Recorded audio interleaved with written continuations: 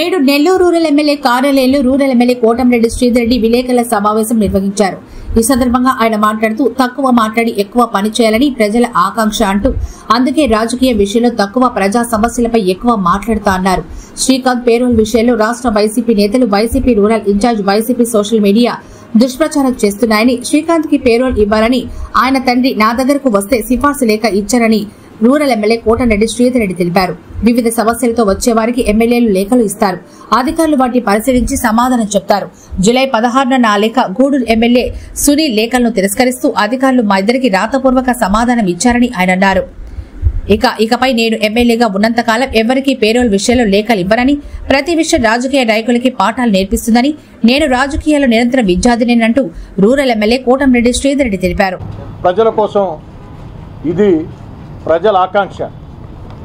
ఆ ప్రజల ఆకాంక్ష మేరకి నేను ఎప్పుడు కూడా రాజకీయపరమైన విమర్శల్లో తక్కువ మాట్లాడతా, ప్రజా సమస్యల పరిష్కారం విషయంలో ఎక్కువ మాట్లాడతా.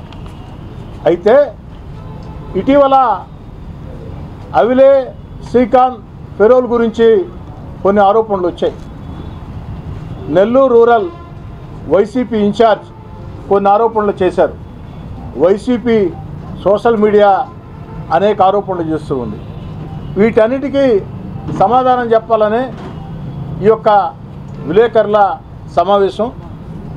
అవిలే శ్రీకాంత్ జైలులో ఖైదీలో ఉన్న యువకుడు.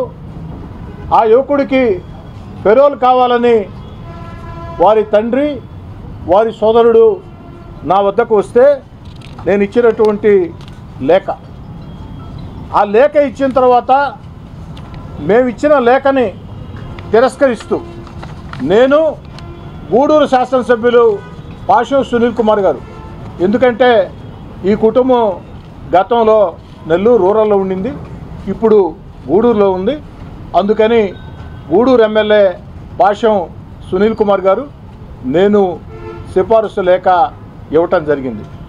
సర్వసాధారణంగా శాసనసభ్యుల వద్దకి ఏదైనా పని మీద వస్తే రకరకాల సమస్యల విషయంలో లేఖలు ఇస్తాం. దాన్ని అధికారులు పరిశీలించి నియమాలు నిబంధనలు సహకరిస్తే ఆ యొక్క పని చేసి పెడతారు. ఒకవేళ కాకపోతే ఏ కారణంతో కాదో మాకు తెలియజేస్తారు. ఇదే సర్వసాధారణం. భారతదేశంలో కొన్ని వేల మంది ఎమ్మెల్యేలు కొన్ని వేల మందికి పెరోల్ లేఖలు ఇచ్చి ఉంటారు. కొన్నిసార్లు పనులు జరుగుతాయి, కొన్నిసార్లు పనులు జరగవు.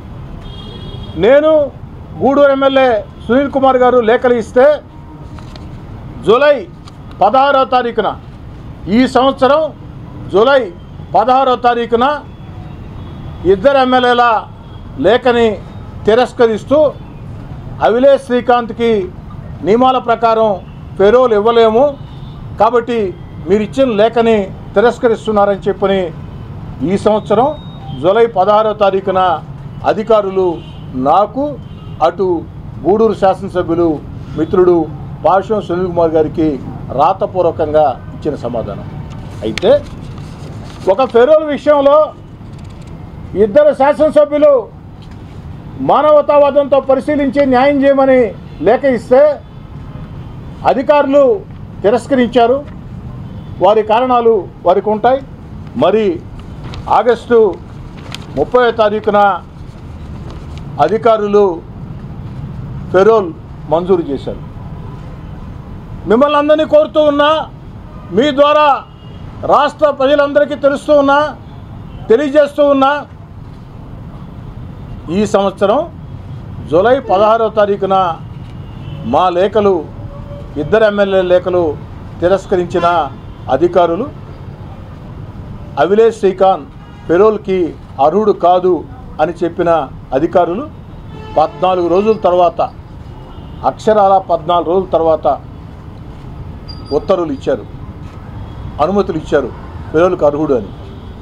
మా హోంమంత్రి అనిత గారు కూడా ఇదే చెప్తూ ఇద్దరు ఎమ్మెల్యేల లేఖల్ని తిరస్కరించిన 14 రోజులకి ఈ పెరోల్ ఎలా వచ్చింది అన్నది విచారణకి ఆదేశించాం. ఆ విచారణలో అన్ని విషయాలు తెలుస్తాయి. దీనికి కారకులు ఎవరు అన్న విషయాలు తెలుస్తాయి. వారి మీద చర్యలు తీసుకుంటామని స్వయంగా హోంశాఖ మంత్రి గారే ఇప్పటికే చెప్పడం జరిగింది. మరి లేఖలు ఇవ్వటమే తప్పని రూరల్ వైసీపీ ఇన్ఛార్జ్ అన్నారు.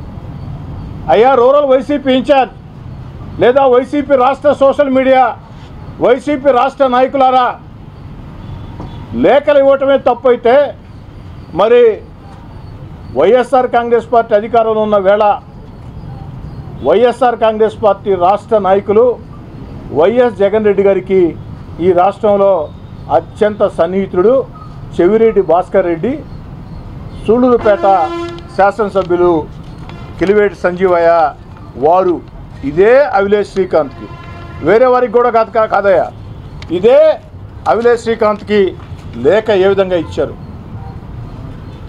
వైఎస్ఆర్ కాంగ్రెస్ పార్టీ రాష్ట్ర నేతలారా, నెల్లూరు రూరల్ వైసీపీ ఇన్ఛార్జ్, సాక్షి టీవీ, సాక్షి పత్రిక రాలేదా? మా మస్తాన్ రెడ్డి గారు సాక్షి రాలేదా? ఇంకెవరైనా సాక్షి రిపోర్టర్స్ వచ్చినారమ్మా? సాక్షి ఛానల్ కానీ రారు, వచ్చారా? ఏరినాయనా సాక్షి ఛానల్ ఒకరు బాగా తీసుకున్నాయనా చేయుతున్నాయన ఒకసారి సాక్షి రిపోర్టర్ వచ్చున్నారు కదా, ఒక్కరోజు చెయ్యి బాగా పైకెత్తి దీన్ని బాగా షూట్ చేసుకోండి ఆయన. వైఎస్ఆర్ కాంగ్రెస్ పార్టీ రాష్ట్ర నాయకులు, సాక్షి టీవీ, సాక్షి పత్రిక, rural YCP incharge, YCP social media వ్యక్తులందరికీ మనం చూస్తూ ఉన్నా, ఇదే అవిలేష్ శ్రీకాంత్కి చెవిరెడ్డి భాస్కర్ రెడ్డి, కిలివేటి సంజీవయ్య ఇచ్చిన లేఖలు గత వైఎస్ఆర్ కాంగ్రెస్ పార్టీ ప్రభుత్వంలో. ఆ లేఖలు ఆధారం చేసుకుని వారికి ఫెరోల్ కూడా అప్పుడు ఇవ్వటం జరిగింది. మా ప్రభుత్వంలో మేము ఇచ్చిన లేఖల్ని అర్హులు కాదని తిరస్కరించారు. తిరస్కరించిన 14 రోజులకి అనుమతులు ఇచ్చారు. ఎలా సాధ్యమని హోంమంత్రి అనిత గారు విచారణకు ఆదేశించారు. విచారణలో అన్ని విషయాలు కూడా బయటపడతాయి. అయితే చెవిరెడ్డి భాస్కర్ రెడ్డి కానీ కిలివేటి సంజీవే కానీ ఇచ్చిన లేఖల్ని నేను తప్పు పట్టను. ఎందుకు తప్పు పట్టనంటే, ప్రజాప్రతినిధులుగా ఉన్నప్పుడు, ఎమ్మెల్యేలుగా ఉన్నప్పుడు ఆ యొక్క వ్యక్తులు సహాయం కోసం వస్తే లేఖలు ఇవ్వటం సర్వసాధారణం. ఆ లేఖల్ని ఆధారం చేసుకుని అధికారులు నియమాలకు అనుగుణంగా ఉంటే ఇస్తారు, లేకుంటే లేదు. కానీ ఫస్ట్ పేజ్ లేకుంటే లేదు. మరి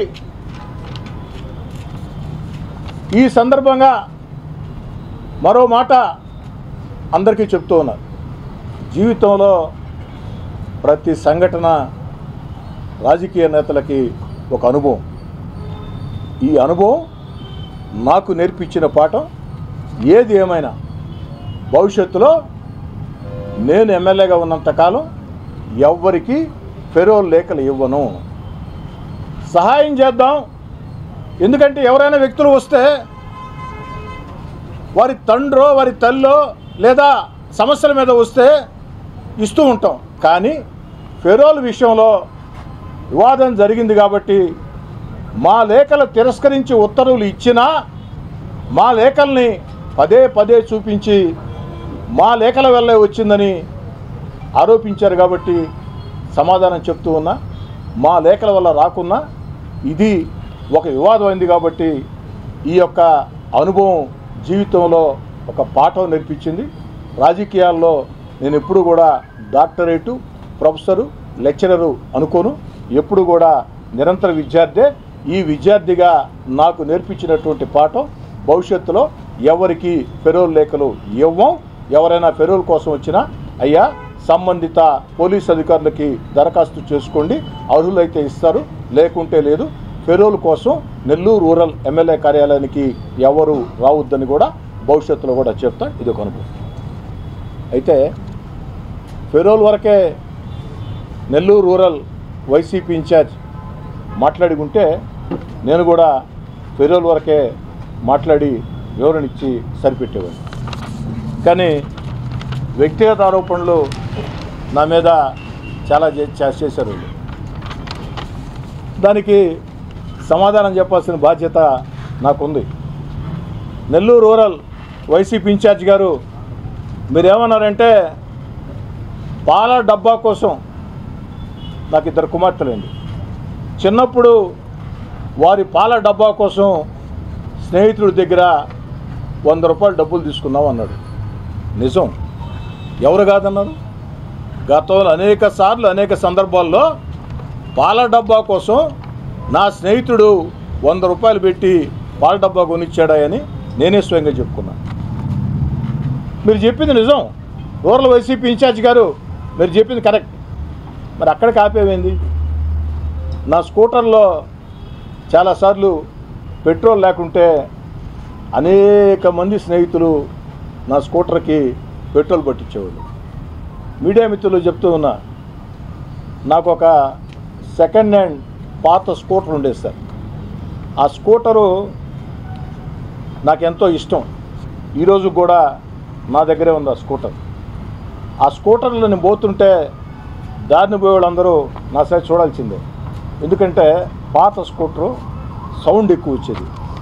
అప్పుడప్పుడు సైలెన్సర్ ప్రాబ్లం వస్తే 1990లో ఆ రోజుకు నేను కాంగ్రెస్ పార్టీ నాయకుడిని, జేకే రెడ్డి గారు ఎమ్మెల్యేకి సన్నిహితుడిని. అయినా సైలెన్సర్ రిపేర్ చేయించాలంటే 450 ఖర్చు అయితే, ఓ 10 రోజులు ఆలస్యం జరిగితే సైలెన్సర్ లేకుండా రోడ్లో స్కూటర్ పోతూ ఉంటే అందరూ మన సైడ్ చూడక తప్పదు కదా సార్. అదొక అనుభవం. ఎవరు కాదన్నారు వైసీపీ ఇన్ఛార్జ్ గారు? నాదేమైనా మైసూర్ మహారాజా కుటుంబం, గ్వాలియర్ మహారాజా కుటుంబం ఎప్పుడైనా చెప్పానా? నేను ఎప్పుడు చెప్పలేదే. నా తండ్రి ఎమ్మెల్యే కాదు, నా తాత మంత్రి కాదు, 100 కోట్లు 1000 కోట్ల ఆస్తులు ఉండే కుటుంబం కాదు, కష్టాలు నష్టాలు కన్నీళ్లు ఉండే ఓ సామాన్య మధ్యతరగతి రైతు కుటుంబం. నేనే అనేక సార్లు చెప్పా, దాంట్లో దాపరికం లేదు. ఇంకోటి కూడా, స్కూటర్ పెట్రోలే కాదు, పార్టీ కార్యక్రమాలకి హైదరాబాద్ వెళితే లాడ్జీలో ఉండాలంటే 90లో 150, 175, 200. మడత మంచంలో ఉంటే 10 రూపాయలు. మడత మంచాల లాడ్జీలో నేను నెల కాలాల పాటు ఉండా. మడత మంచాల లాడ్జీలో. ఎందుకు మడత మంచాల లాడ్జీ అంటే మధు 10 రూపాయలు దానికి. హోటల్లో ఉండాలంటే 150, 175, 200 కాబట్టి మడత మంచాల లాడ్జీ అయితే 10 రూపాయలు. ఇది కూడా చెప్పున్నానే, మర్చిపోయా వైసీపీ ఇన్ఛార్జి గారు. మరి మడత మంచాల లాడ్జీలో ఉన్నాం, స్కూటర్ పెట్రోల్ లేక స్నేహితుల సహకారం తీసుకున్నాం, పాల డబ్బా కోసం స్నేహితుల సహకారం తీసుకున్నాం. అంటే ఎప్పటికి అలానే ఉండిపోవాలనా? ఎప్పటికి అలానే ఉండిపోవాలనా? జీవితంలో 2014లో నేను ఎమ్మెల్యేనైతే 2000 సంవత్సరం నాటికే, అంటే 14 ఏళ్ల ముందే నాకు రియల్ ఎస్టేట్ వ్యాపారం ఉంది. స్నేహితులతో కలిసి కాంట్రాక్ట్లు ఉన్నాయి, స్నేహితులతో కలిసి.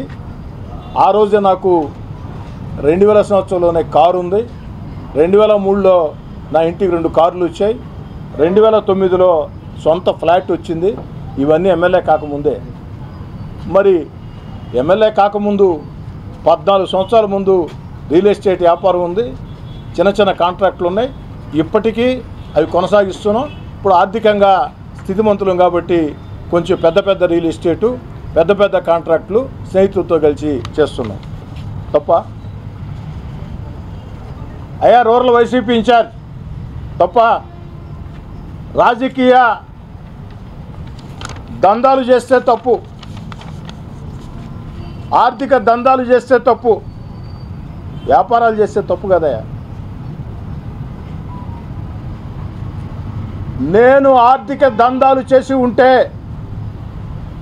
రాజకీయ దందాలకు పాల్పడి ఉంటే 2023లోనే, అంటే వైఎస్ఆర్ కాంగ్రెస్ పార్టీ అధికారంలో ఉన్న వేళ 18 నెలల ముందే సాక్షాత్తు ముఖ్యమంత్రి గారితో విభేదించి, ఆనాటి ముఖ్యమంత్రి జగన్ రెడ్డి గారితో విభేదించి, జగన్ రెడ్డి గారిని ధిక్కరించి 18 నెలలు వీధుల్లోకి వచ్చి పోరాటాలు చేశా. మరి రాజకీయ దందాలు చేసి ఉంటే, ఆర్థిక దందాలు చేసి ఉంటే, మీ ముఖ్యమంత్రి జగన్మోహన్ రెడ్డి, ఆనాటి ముఖ్యమంత్రి జగన్మోహన్ రెడ్డి గారికి వ్యతిరేకంగా వీధుల్లోకి వచ్చి పోరాటం చేస్తుంటే ఎందుకు నా మీద చర్యలు తీసుకోలేదు? ఆర్థిక దందాలకి పాల్పడలేదు కాబట్టి రాజకీయ దందాలు చేయలేదు కాబట్టి, మీరు భూతద్దం వేసుకొని ఎతికినా ఎక్కడా కనపడలేదు కాబట్టి, ఒక ముఖ్యమంత్రితో విభేదించిన తర్వాత మీడియా మిత్రులను అడుగుతూ ఉన్నా, మీడియా ద్వారా ప్రజలను అడుగుతూ ఉన్నా, నేను రాజకీయ దందాలు చేసి ఉంటే సాక్షాత్తు ఆనాటి ముఖ్యమంత్రి జగన్మోహన్ రెడ్డి గారిని ధిక్కరించి విభేదించి వీధుల్లోకి వచ్చి 18 నెలలు పోరాటం చేసిన రోజు నా మీద చర్యలు తీసుకుంటారా లేదా మీరే ఆలోచించేది. అంటే ఏమీ చేయలేదు కాబట్టే తీసుకోండి. అయ్యా రూరల్ వైసీపీ ఇన్ఛార్జ్ మాట్లాడటం చేత కాదు, నాకు కూడా నోరు కాస్త పెద్దదే, భగవంతుడు పెద్ద నోరు ఇచ్చాడు, ఘోరంగా నేను మాట్లాడగలుగుతా, కానీ ప్రజలు హర్షించాలని మాట్లాడటం లేదు. కానీ నిజంగా మాట్లాడాల్సి వస్తే నేను మాట్లాడతాను, మా షాబీర్ ఖాన్ మాట్లాడతాడో, మా మదన్ కుమార్ రెడ్డి మాట్లాడతాడో, మా శంసుద్దీన్ మాట్లాడతాడో,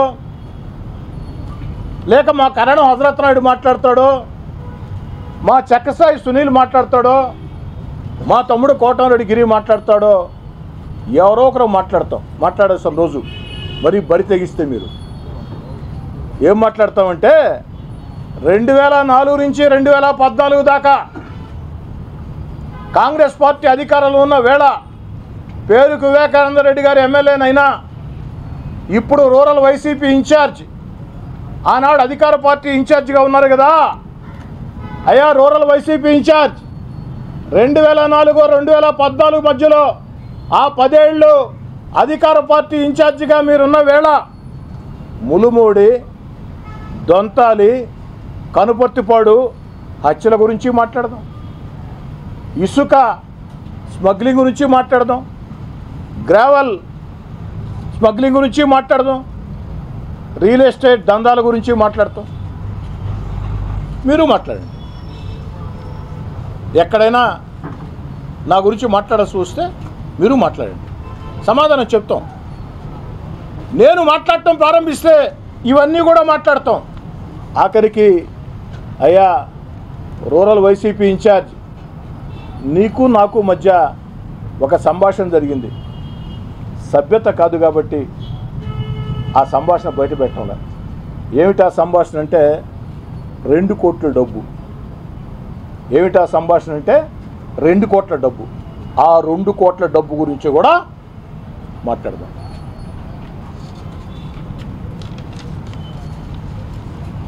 నేను అడుగుతున్న వైఎస్ఆర్ కాంగ్రెస్ పార్టీ నేతల్ని, కూటమి అధికారంలోకి వచ్చిన వేళ ఈ 14 నెలల్లో నెల్లూరు రూరల్ నియోజకవర్గంలో ఒక్క వైఎస్ఆర్ కాంగ్రెస్ పార్టీ కార్యకర్త మీదైనా నాయకుడి మీదైనా దాడులు చేసామా, వేధించామా, వెంటాడామా? ఒక్క సంఘటన. తెలుగుదేశం పార్టీ కూటమి అధికారంలోకి వచ్చి 14 నెలలైంది. ఈ 14 నెలల్లో నెల్లూరు రూరల్ నియోజకవర్గంలో ఒక్క వైఎస్ఆర్ కాంగ్రెస్ పార్టీ కార్యకర్త మీద నాయకుడి మీదనైనా దాడులు చేశామా, వేధించామా, వెంటాడామా? ఒక్క సంఘటన చెప్పమని అడుగుతూ ఉన్నా. మరి ఆ రోజు అధికారంగా దూరంగా జరిగిన తర్వాత మీ వైఎస్ఆర్ కాంగ్రెస్ పార్టీ ప్రభుత్వంలో జగన్ రెడ్డి గారు ముఖ్యమంత్రిగా ఉన్న వేళ 18 నెలలు నా వెంట నడిచే నాయకుల కార్యకర్తల మీద ఏ విధంగా కేసులు పెట్టారో, వెంటాడారో, వేధించారో జిల్లా అంతా తెలుసు. సోషల్ మీడియాలో నా కుటుంబ సభ్యుల మీద, నా తమ్ముడు కోటంరెడ్డి గిరి మీద, నా వెంట నడిచే నాయకులు కార్యకర్తల మీద పోస్టింగ్ల దగ్గర నుంచి, అక్రమ కేసుల దగ్గర నుంచి, దౌర్జన్యాల దగ్గర నుంచి ఆ 18 నెలలు మీరు చేసినటువంటి దుర్మార్గాలు, పాపాలు క్షణక్షణం గుర్తుకు వస్తూనే ఉంటాయి. కానీ నేను నిజంగా ప్రతీకార చర్యలకి పాల్పడాలనుకుంటే వైఎస్ఆర్ కాంగ్రెస్ పార్టీలో అధికారానికి దూరంగా జరిగిన తర్వాత 18 నెలల కాలంలో నన్ను, నా కుటుంబ సభ్యుల్ని, నా తమ్ముడు కోటంరెడ్డి గిరిధర్ రెడ్డిని, నా వెంట నడిచే నాయకుల్ని, కార్యకర్తల్ని వేధించినా, వెంటాడినా, దౌర్జన్యం చేసిన వ్యక్తుల మీద ప్రతీకార చర్యలకి నేను పాల్పడాలనుకుంటే ఈ 14 నెలలు నెల్లూరు రూరల్లో వైఎస్ఆర్ కాంగ్రెస్ పార్టీ నాయకులకి చుక్కలు చూపించి ఉండేవాడిని. నెల్లూరు రూరల్లో ఉండే వైఎస్ఆర్ కాంగ్రెస్ పార్టీ నాయకులు అందరి గురించి నేను మాట్లాడను. ఆ 18 నెలలు మా మీద, మా వాళ్ళ మీద దౌర్జన్యాలు చేసిన, అక్రమ కేసులు పెట్టిన, సోషల్ మీడియా దుర్మార్గ పోస్టింగ్లు పెట్టిన వైఎస్ఆర్ కాంగ్రెస్ పార్టీ ఆ నాయకులకి చుక్కలు చూపించి నరకం ఎట్టుంటుందో,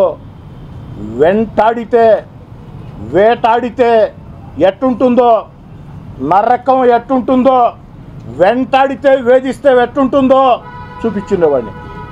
కానీ ఎక్కడా చేయలే. ఎందుకు చేయలేదంటే, వైసీపీ నాయకులారా పండగ చేసుకోండి, చంద్రబాబు నాయుడు గారు మా చేతులు కట్టేశారు. చంద్రబాబు నాయుడు గారు మా చేతులు కట్టేశారు. లోకేష్ బాబు గారు అంగీకరించరు. చంద్రబాబు నాయుడు గారు మా చేతులు కట్టిబట్టి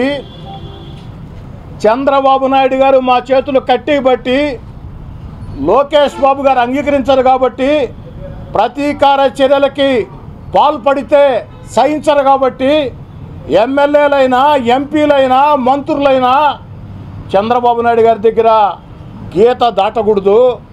గీత దాటితే చంద్రబాబు నాయుడు గారు తాట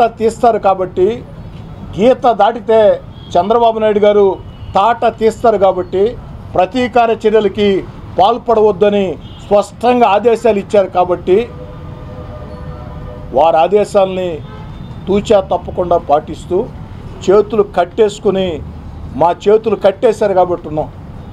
లేదనుకుంటే ఆ 18 నెలలు వైఎస్ఆర్ కాంగ్రెస్ పార్టీకి దూరంగా జరిగిన వేళ, అధికారంలో మీరున్న వేళ, నన్ను, నా వెంట నడిచే నాయకుల్ని, కార్యకర్తల్ని వేధించిన వారిని, వేధింపులు ఎలా ఉంటాయో, వెంటాడితే ఎలా ఉంటుందో, వేధిస్తే ఎలా ఉంటుందో, తరిమితే ఎలా ఉంటుందో చూపించినవాడిని.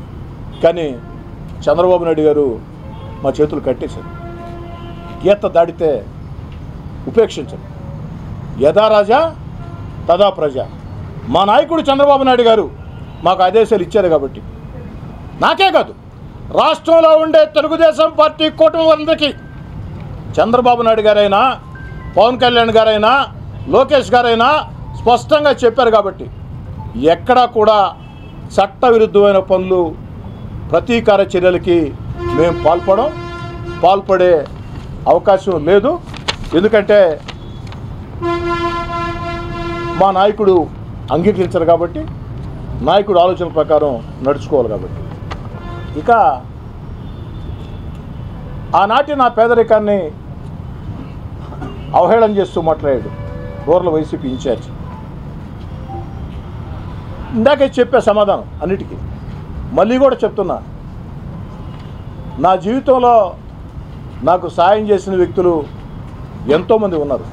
నేను కష్టాల్లో ఉన్న వేళ నా కుటుంబం కూడా నడుపుకునేదానికి శక్తి లేని వేళ, నా బిడ్డల చదువులు కూడా డబ్బులు కట్టలేని వేళ, జీవన ప్రయాణం కష్ట నష్టాల్లో ఉన్న వేళ, శాంతినికేతన్ స్కూల్ మోసెస్ గారి దగ్గర నుంచి గుంటూరు చెందిన నెల్లూరు వాస్తవ్యుడు అంబటి వేణుగోపాల్ రెడ్డి దాకా, బెంగళూరు చెందిన నెల్లూరు వాస్తవ్యుడు పల్లంపర్తి శ్యామకుమార్ రెడ్డి దగ్గర నుంచి, నెల్లూరు చెందిన బెంగళూరు వాస్తవ్యుడు కలువాయి బాలకృష్ణారెడ్డి దాకా ఎంతోమంది సాయం చేశారు. ఇలాంటి 100 మంది సాయం చేశారు. అందుకే నేను కార్యకర్తలను రాజకీయాల్లో ప్రేమిస్తా. కార్యకర్తల భుజం మీద చెయ్యేసి నవ్వితే సరిపోదు. ఓ రాజకీయ కార్యకర్త, రాజకీయ నాయకుడికైనా,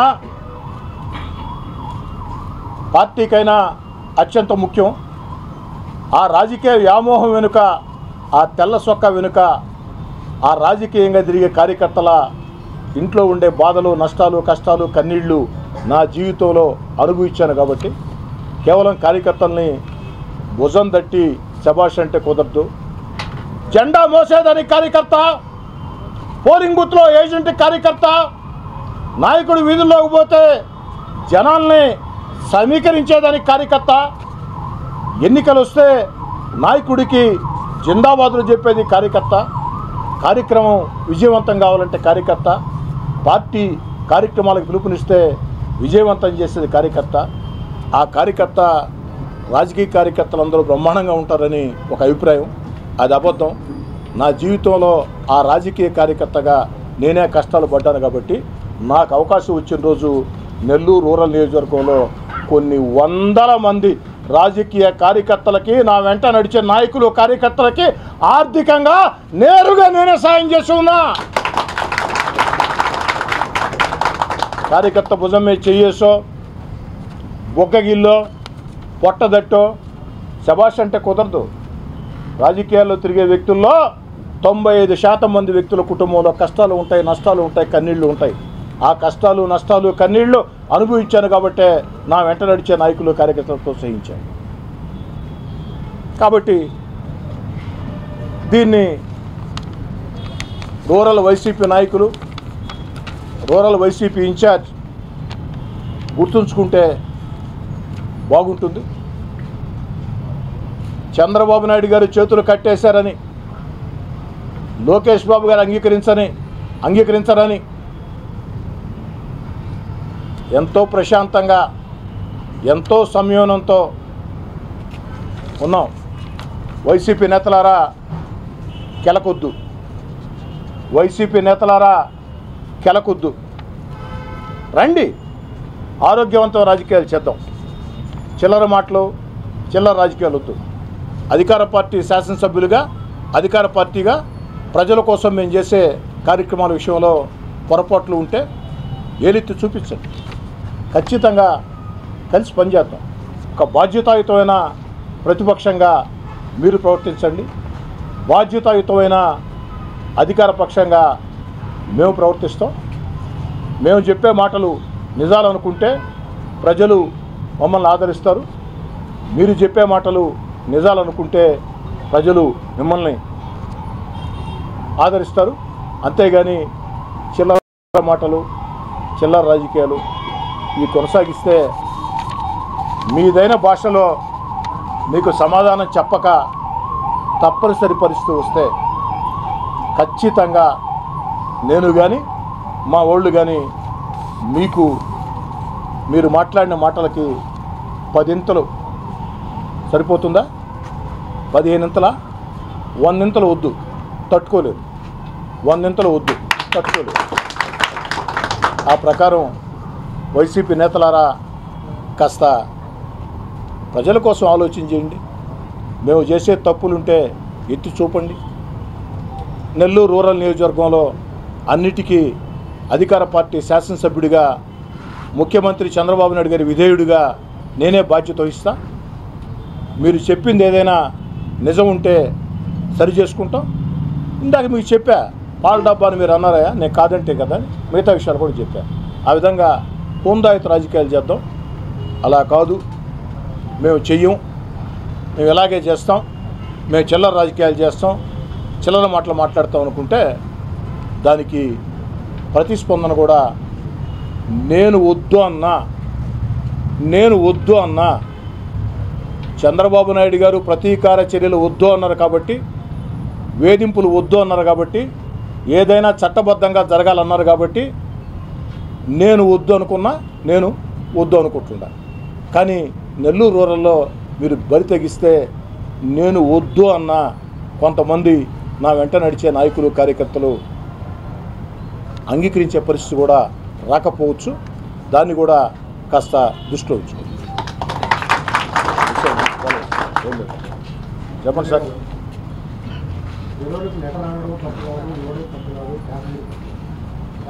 శ్రీకాంత్ 2014లో నేను ఎమ్మెల్యేనయ్యా. నాకు తెలిసి అప్పటికే శ్రీకాంత్ జైల్లో ఉన్నాడు. అప్పటికే జైల్లో ఉన్నాడు. ఓటర్ కూడా కానట్టే కదా. నన్ను ఇష్టపడే కుటుంబాలు ఉంటాయండి. నెల్లూరు నగర రూరల్ జిల్లా అంతా కూడా ఉంటాయి. నేను పరిచయం వాళ్ళు ఇష్టపడతారు, కొంతమంది ఇష్టపడరు, రెండు ఉంటాయి. ఇష్టపడేవాళ్ళు ఎందుకు ఇష్టపడతారంటే వాడు కారణం చెప్పాలా, ఇష్టపడిన వాళ్ళు ఎందుకు ఇష్టపడతారంటే వాడు కారణం చెప్పాలి.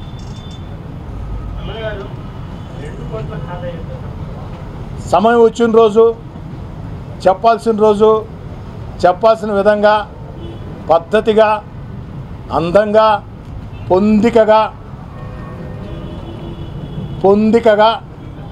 పూల పందిరి కట్టినట్టు తప్పకుండా చెప్తాం. ఆ 2 కోట్ల కథ నేను చెప్పానంటే మా రూరల్ వైసీపీ ఇన్ఛార్జి తల ఎక్కడ పెట్టుకుంటాడో తెలియదు.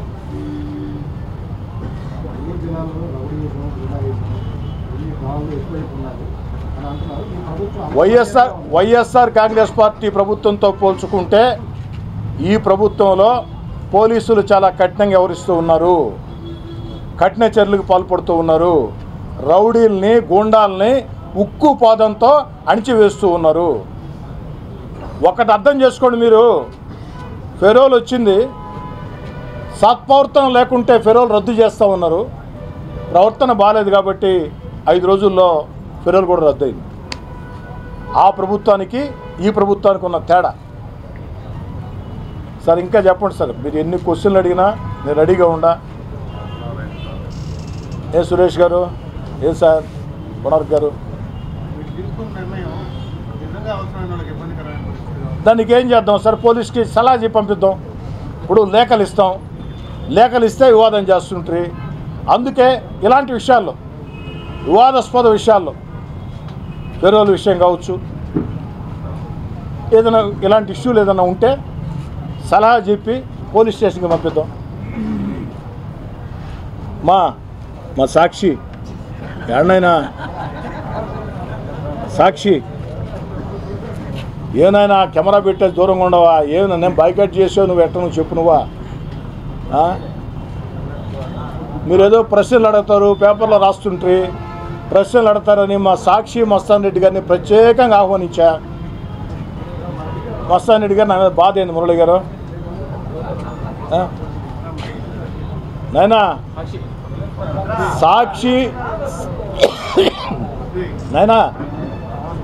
సాక్షి విలేకరులతో, సాక్షి కెమెరామెన్లతో, సాక్షి సిబ్బందితో నాకు ఎలాంటి వివాదం లేదు. నాకు ఏదైనా వివాదం ఉంటే, రాజకీయ భేదాలుంటే సాక్షి యాజమాన్యంతో. ఎందుకంటే సాక్షి పత్రికలో పనిచేసే చాలామంది, సాక్షి కార్యాలయం నెల్లూరు రూరల్లో ఉంది, పనిచేసేవాళ్ళు చాలామంది నెల్లూరు రూరల్లో ఉన్నారు. ఎలక్షన్లో కూడా నాకు వాళ్ళు చాలామంది, అందరని చెప్పను కానీ సాక్షిలో పనిచేసే కింది స్థాయి సిబ్బంది నాకు చాలామంది నా కోసం సాయం చేశారు, పనిచేశారు. కాబట్టి ఎందుకు మీరు దూరంగా ఉంటారు? దగ్గర రండి, ఇబ్బంది లేదు. నువ్వు వచ్చే సంతోషం. సాక్షి టీవీ, సాక్షి పత్రిక ఏమైంది? ఏలే, మేము అడిగేది ఏంటంటే మీరు వచ్చినప్పుడు సాక్షిలో రాసేయి, సాక్షి టీవీలో చూపించేయి, నేరుగా అడిగితే చాలా గౌరవప్రదంగా, చాలా పద్ధతిగా సమాధానం చెప్తాం కదమ్మా. ఇంకా సార్ రాజారావు గారు, ఏ సార్ రాజాబాయ్, ఏ మురళి, ఏ సార్ పెంచలే గారు, ఇంకేమన్నా సార్? Any questions?